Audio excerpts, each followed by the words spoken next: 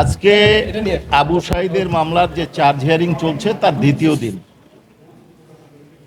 এই মামলার ৩০ জন আসামির পক্ষে আজকে ৩ জনের পক্ষে ডিসচার্জ শুনানি করেছেন তাদের সংশ্লিষ্ট আইনজীবীগণ, বিজ্ঞ আইনজীবীরা। একজন পিটিশন না দিয়ে শুনানি করেছেন আমিনুল গনি টিটু সাহেব, আর দুইজন উনি করেছেন। আমিনুল গনি টিটু সাহেব হচ্ছেন রংপুর বিশ্ববিদ্যালয়ের তৎকালীন প্রক্টর শরীফুল ইসলাম সাহেবের পক্ষে আর্গুমেন্ট করেছেন, অর্থাৎ ডিসচার্জ চেয়েছেন। কনস্টেবল আমির হোসেনের পক্ষে, কনস্টেবল বা এএসআই আমির হোসেনের পক্ষে তার লয়ার ডিসচার্জ চেয়েছেন। আর সুজন চন্দ্র রায়ের পক্ষে তার লয়ার ডিসচার্জ চেয়েছেন। আর ইমরান চৌধুরী আকাশ, ছাত্রলীগ নেতা, তার পক্ষে ডিসচার্জ চাওয়া। তারা তাদের বক্তব্য উপস্থাপন করেছেন। তারা তাদের বক্তব্যে বলেছেন যে শেখ হাসিনার সাথে কারো যোগাযোগ কিভাবে হলো। তারপরে প্রক্টর সাহেব বলেছেন যে তিনার দায়িত্ব, প্রক্টোরিয়াল দায়িত্ব, বিশ্ববিদ্যালয়ের দায়িত্ব, পুলিশের তার উপর কমান্ড নাই। এই ধরনের বক্তব্য তারা দিয়েছেন।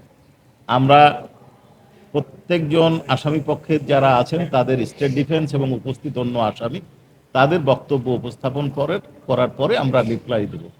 আমরা আগেও বলেছি, এখনও বলছি যে আমরা আমাদের তদন্তকারী কর্মকর্তা থরো ইনভেস্টিগেশন করেছেন। ইনভেস্টিগেশন করার পর রিপোর্ট দাখিল করেছেন।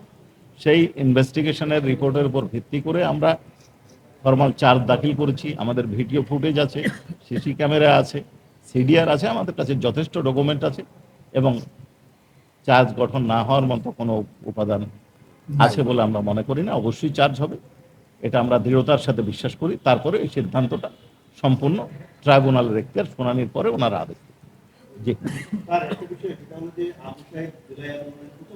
জি, তার মামলাটা যে গতিতে চলছে, প্রসিকিউশন কি মনে করে যে এই গতিতে চলা ঠিক আছে, অথবা এই ট্রাইব্যুনালের বসার কথা সকাল 10:30, সেই ট্রাইব্যুনাল বলছে সকাল 11:30, একটা ছোট্ট যেটা আমাদের দৃষ্টিতে এতদিনের ট্রাইব্যুনাল থেকে 2 মিনিটের কাজ, সেটি আমরা মন্তব্য করি। প্রসিকিউশন কি মনে করে ট্রাইব্যুনালে এই বিচারের যে গতি আমাদের সঠিক চলছে?